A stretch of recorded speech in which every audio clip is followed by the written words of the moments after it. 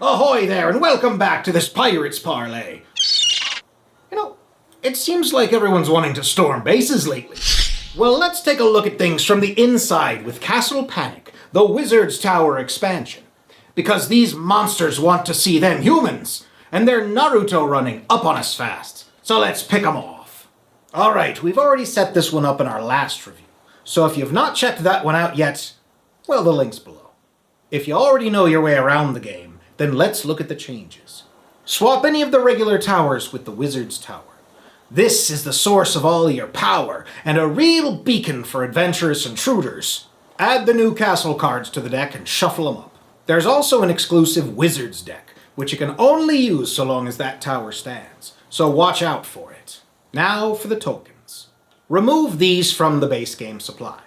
2 giant boulders, 6 goblins, 6 orcs, 5 trolls, plus 1 each of the green, red, and blue Monsters Move tokens.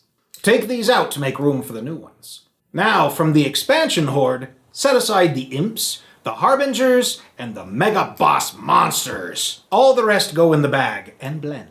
Draw 6 tokens and replace any effects or boss monsters. Then set them up in the usual way, which usually means 1 each on the archer ring. I think last time we slipped up and put them in the forest, but hey, nobody's perfect. Shuffle the 6 Harbinger tokens and draw 3 to toss in the bag. But no peeking, they're a surprise. Put the Mega Boss monsters and the imps nearby, as well as the Flame tokens, and those new reference cards. You're really gonna need these. Alright, now for the game flow. You draw up in the same way as before, but only from the castle deck. Don't worry, you'll get your chance at those Wizards cards. And here it is! You can discard and or draw, either type. Those Wizard cards really come in handy. Lots of blasting power. And you want to stock up before something knocks your tower down. Trading is the same also, and yes, you may trade castle or Wizard cards, in the same way as before. Now for playing those cards, the main thing to point out for now is that unless a played card specifically says that it means the Wizard deck, it probably just means the castle deck. Meaning, for example, scavenge. Since it doesn't say you can go through the Wizard leavings, it means the castle discard. Got it? Good. Now moving monsters is the same for the most part. There's a little thing concerning fire, but we'll get to that later. Bear with me for a second. Drawing monsters is the same also, but there's a lot more to look up with all these new species. Place a monster and look up to see if there's anything special it should be up to after. Then you pass to the next player. And victory and defeat is just the way you left them. So here's the thing about these new beasties. Most are pretty straightforward, though there are new icons to look out for, but these are explained on the sheets or in the book. Some move faster, some are immune or vulnerable at certain distances, and some can fly! Yes! Fly! It's just awful. If it has a blue background, then you want to kill it before it leaves the archer rings, because it can't be hit by basic attacks in the knight or the swordsman areas. Oh, awful. Then there's those imps. Those bloody imps. The monster tokens will dictate when they start to swarm, and when they do, bring a lawnmower.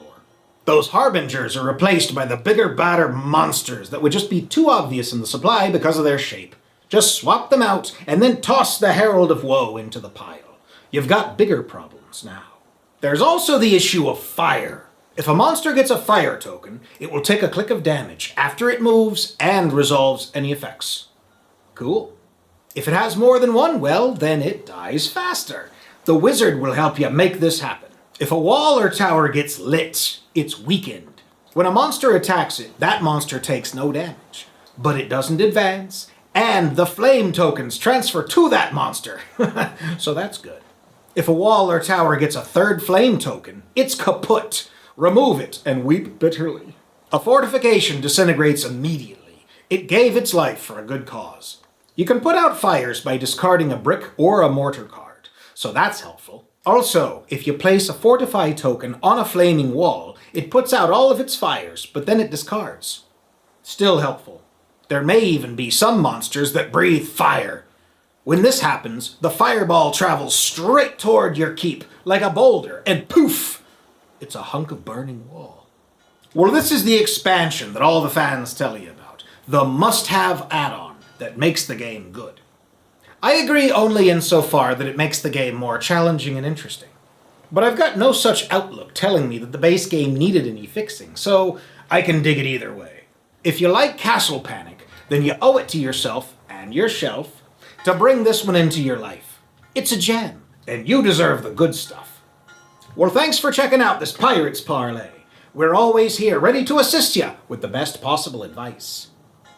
Such as... don't trespass on a secret military installation after getting months of advance warning and armed only with strategies based off of cartoons. But that's a little off topic. Cheers to you, mates, and we'll see you here again soon.